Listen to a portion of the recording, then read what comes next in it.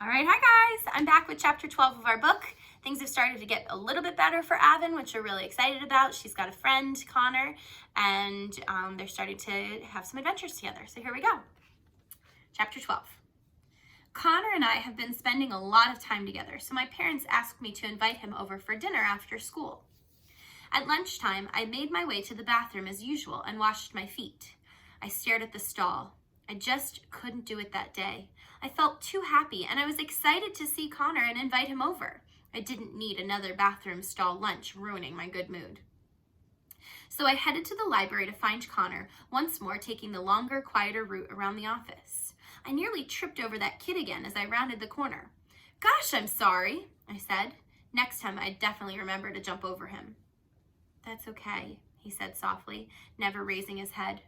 I walked away but stopped a moment to look back at him. He stared down at his sandwich and his grapes lying next to him. I wondered why he would be eating out here on the hot sidewalk all by himself. He looked as forlorn and as pitiful as I must have looked cowering in the bathroom stall to eat my lunch. How could I just walk past him again as though he were invisible? As though he were some speed bump in my way? I went back and stood over him. He looked up at me, his hoagie sandwich midway to his mouth. Sweat trickled down his brown cheeks. "Do you mind if I sit down?" I asked. He looked around for a second like I must have been talking to the brick wall or the lamppost nearby. When he looked back at me, he shrugged his shoulders. "Okay." I dropped my school bag on the ground, eased the strap off from around my neck, and sat down. He watched as I carefully opened my bag with my toes and pulled out my lunch. I spread a napkin out in front of me, then lifted out my Cheetos, apple slices, granola bar, and peanut butter and jelly sandwich and arranged them on a napkin. "What's your name?" I asked as I opened the bag of Cheetos with my toes. Instead of giving me his name, he said, "That's cool. How'd you do that?" "Lots of practice. I'm Avon." He continued to watch with intense interest as I took a Cheeto out and popped it into my mouth. "Zion," he said. "Like the Bible?" "No, like the Matrix." "Oh," I said, munching on my Cheeto. "What's that?" His mouth dropped open. "Seriously?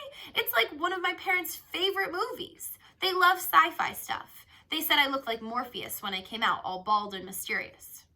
He frowned. "I'm not allowed to watch it, though, because it's rated R." "Oh, then I wouldn't be able to either. Bummer. This Morpheus guy sounds interesting." Zion rolled his eyes. "Yeah, my parents are nuts. They also named my brother Lando after Lando Calrissian, if you know who that is." "Are you kidding? I'm definitely allowed to watch Star Wars." Zion smiled. My parents would be impressed. I handed, or footed him actually, a Cheeto. He took it from me without flinching. "Can I ask you something, Zion?" "Mm-hmm," he said after chewing on his Cheeto. "Why do you eat out here on the sidewalk by yourself?" He slowly lifted a juice box to his lips and took a long sip. "It's quiet out here." I tilted my head and raised an eyebrow at him. "Is that the only reason?" He stared at the ground but didn't answer me. "It's okay," I said. "I've been eating lunch in the bathroom." He looked up at me with surprise. "I don't want the other kids to watch me eat. Everyone loves to watch a fat guy eat. They know that they want to see how much food he can stuff in his mouth." "But you're not that fat," I said, then cringed at my own words. I had meant it to sound nice, but it didn't sound so nice coming out. "It's okay. I know I am," Zion said. "Well, I think you look great," I said. Zion handed me a grape. I took it from him with my foot and plopped it into my mouth. "So, why have you been eating in the bathroom?" he asked. I swallowed my grape. "I don't want the other kids to watch me eat either." "Why not?" "Because they'll think I'm gross." "No, they won't." "Yes, they will." "How do you know that?" Zion said. "I just do. Once when I went to this children's museum with my parents, I sat down to play with Play-Doh at a table. Of course, I had to play with my feet, and everyone at the table stared at me." "Well, it is interesting to see," Zion said. "Yeah, but then this one kid cried out, 'Gross! She's putting her feet in the Play-Doh!'" "Kids are dumb," Zion said. Well, then his mom looked at my mom and said this: "Would you mind not letting your daughter put her feet in the Play-Doh?" "Jerk," Zion muttered. "What did your mom say back?" She smiled and she said that she would make sure I would use my butt cheeks instead of my feet next time. Ha! Zion laughed, a big full belly laugh. Oh, that's a classic. I ate another Cheeto. Before that, I never realized that people thought feet were gross. Anyways, that was right before kindergarten. You know what the first day of kindergarten is like for a 5-year-old with no arms? Zion grinned. Might have been more difficult than with a chubby 5-year-old. Well, maybe. The kids asked me so many weird questions. I mimicked little kid voices. Did someone chop your arms off? How did you finger paint with no fingers? How do you use scissors with no hands?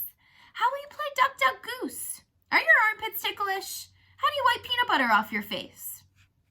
Actually, what the kids really wanted to know was, how do you wipe poop off your butt?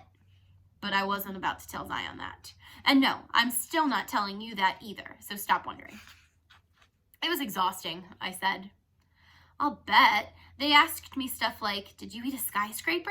And do you weigh more than my dad? I scowled. No wonder Zion was so insecure about his weight.